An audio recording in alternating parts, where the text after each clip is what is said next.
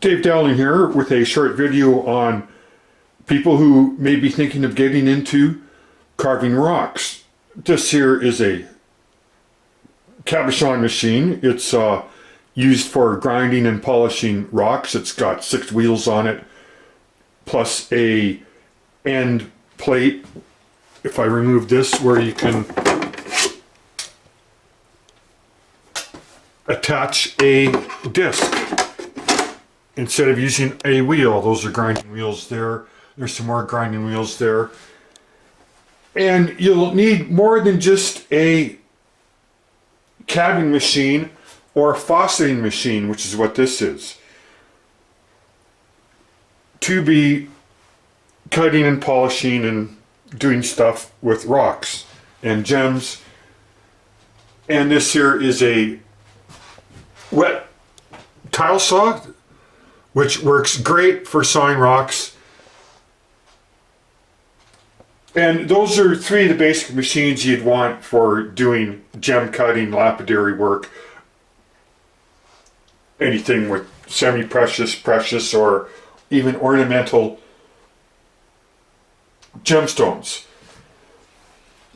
On top of these machines, you'll be wanting a space to set them up. You'll be wanting a table, a workbench where you can store various stuff, such as your spare saws, grinding wheels and stuff. And these are things you're not gonna learn, and there's all kinds of tools and equipment you'll want, like calipers like this so you can measure the stones you're cutting. And then you'll be wanting to pick up buckets to hold the water and pumps for the equipment. That there is a water pump that I use for this fauceting machine. There's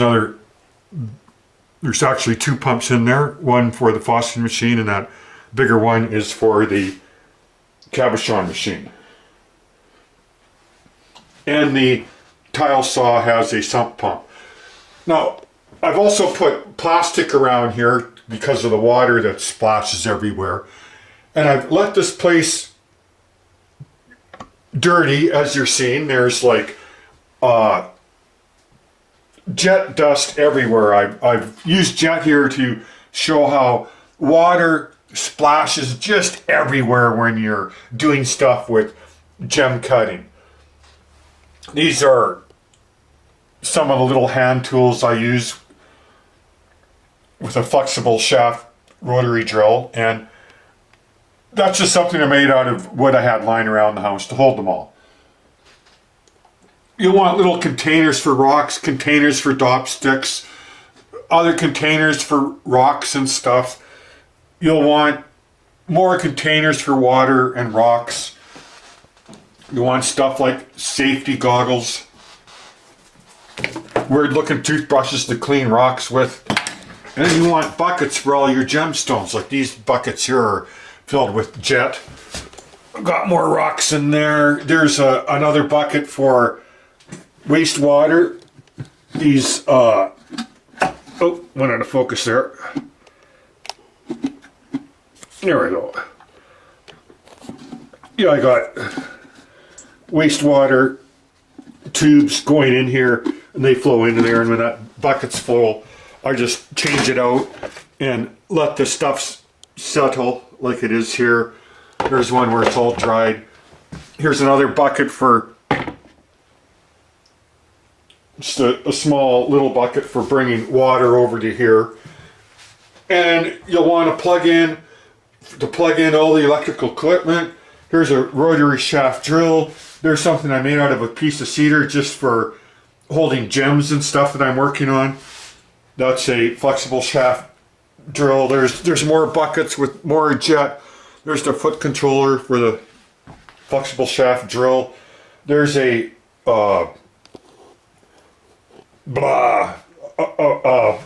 rotary tool that I use for polishing and buffing stuff. I've got a light there. And then you'll also want a dopping station for your dopping wax. This here's an ultrasonic cleaner. It's all ready to clean stuff. I got some extra saw blades here. And like I said, it's not just one machine that you want. You need room for the machine. You need all kinds of other stuff. You'll probably be wanting 1 or 2 spare reels. You don't just use one lapping disc for faceting stuff. You'll want 7 probably, because you start off with rough grits like that 80 grit there, and you slowly work your way through. There's a 280 buffing sort of wheel there, I call it. And it goes on to a 3000 grit wheel, and then you'll be polishing with a 14,000 mesh polish, maybe even a 50,000 mesh diamond polish.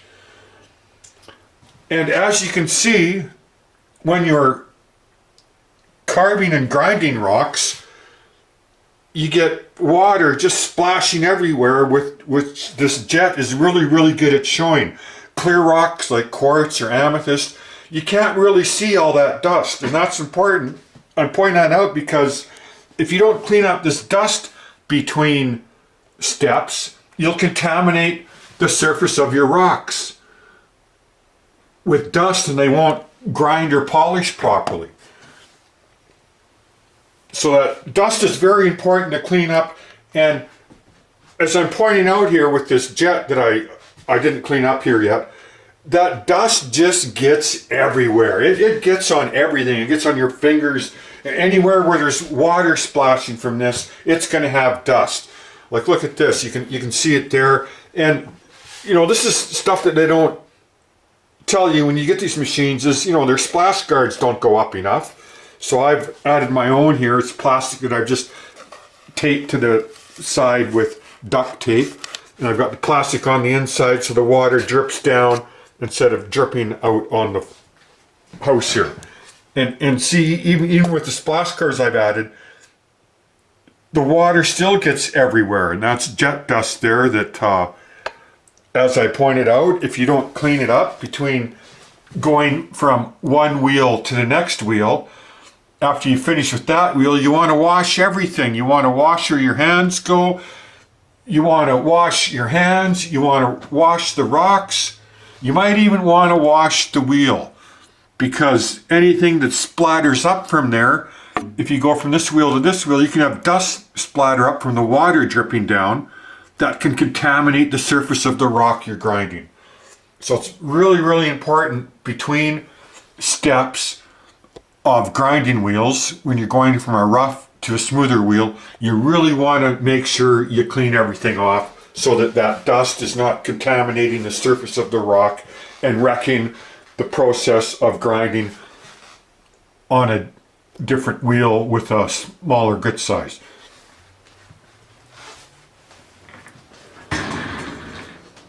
And as I said, you'll also want a dopping station. Like this here's my dopping station. There's a bunch of my new dop stick inventions, and I'm using a coffee maker, an old coffee maker of mine, just to heat up the dop wax that I keep in tins here. And there's one with dopping wax from gemstones that I've already done. There's some dopping sticks with wax on them ready to be cleaned up or used again. And I also used a candle for that, and a little bucket of jet gemstones ready to be dopped onto the dop sticks with dopping wax. And as I said, you'll be wanting a fair bit of room if you're going to get into doing anything with gemstones. This is basically the size of a small bedroom, the area I'm using here. And I've put this plastic up to protect everything from the splashing in the water that can go everywhere, as I've pointed out with the jet dust here. The jet dust or other really nice black rocks are good at showing this, of how that water just gets everywhere, and as I pointed out, that dust will contaminate the surface of the rocks you're polishing. This is a 2x6 here that I just drilled lots of holes in, and it lets me keep track of the rocks I'm grinding. And again, this is something that you're not going to see in a store and you're going to have to make yourself. And it just makes the whole process a lot easier.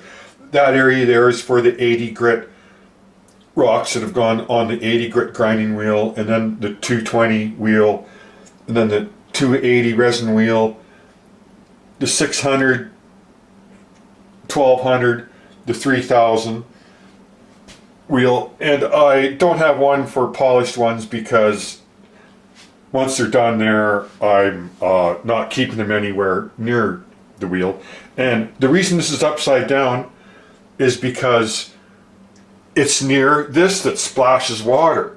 And I don't want the rocks that are up here at the 3000 grit done area, or the 1200, or the 600, even the 280, getting splashed by water from the 80 grit wheel. So I've got the area that does get splashed for the 80 grit rocks here, and the splash range only goes up to about here, so the 220s don't get splashed, and all this stuff back here doesn't get splashed either.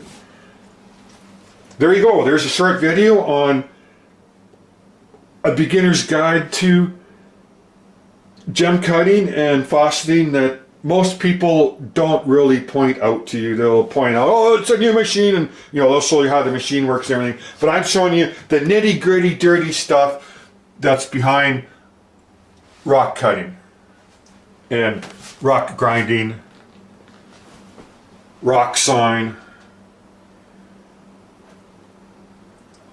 and of course rock faceting. And the faceting machine is how you facet the faces on a cut gemstone like a diamond. This machine is mostly for making cabochons, and that you can pretty well saw anything with one of these tile saws. They have a sump pump down there that you want to make sure it's got water in there when you're running it, or you'll wreck your braids real quick. There you go, there's another short look at everything. Ultrasonic cleaner, buckets and stuff for rocks, rotary tool implements, tile saw, it works great for a rock saw, cabochon machine, there's various companies that make these, and a faceting machine, and there's once again various companies that make these. Calipers, again, various companies make these, but you'll be making your own stuff like this and having to find your own containers like that, making your own stuff like this. And as I pointed out, you'll be wanting all kinds of containers. I just use used food containers, like these are yogurt containers, that's a sour cream container, I think those are ice cream buckets. And they work really good for doing stuff with gemstones. Containers like that, and they're cheap. You get to eat some food and you get a free container for your business, which is great. Sometimes you'll have to buy stuff like buckets like that. Those are 5-gallon buckets for my rocks that I'm working on and selling. They come in handy for holding water. And if you've got water in them, it's my opinion that you want lids on them. It keeps the humidity down and the insects away. Thanks ever so much for watching. Have a great day.